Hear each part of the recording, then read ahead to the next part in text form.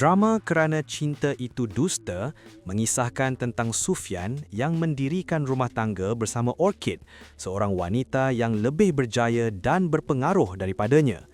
Perkahwinan mereka bermula dengan membina perniagaan dari rumah sebelum akhirnya dikenali sehingga menjadikan mereka pasangan pempengaruh terkenal yang sering menjadi perhatian umum.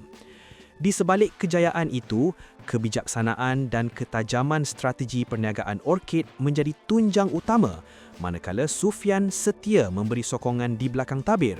Namun seiring waktu, Sufyan mula berasa terpinggir apabila dirinya seolah-olah tenggelam dalam bayang-bayang kejayaan isterinya. Rasa rendah diri dan ego yang tercalar perlahan-lahan menghakis keharmonian rumah tangga mereka. Dalam masa yang sama, Orchid tampil membantu sahabat baiknya, Seri, yang menjadi mangsa keganasan rumah tangga akibat suami yang bersikap mengungkung. Seri diberi perlindungan dan peluang untuk memulakan semula kehidupan dengan menumpang di rumah Orchid.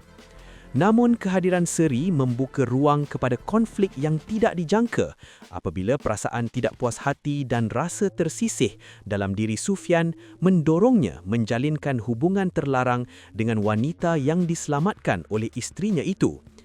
Pengkhianatan tersebut bukan sahaja meretakkan ikatan suami isteri, malah menghancurkan persahabatan yang terbina atas dasar percayaan dan pengorbanan. Lebih menyakitkan, Seri bukan sekadar sahabat, bahkan insan yang pernah dibantu Orchid keluar daripada perkahwinan toksik dan diberi tempat berteduh ketika membina semula kehidupannya.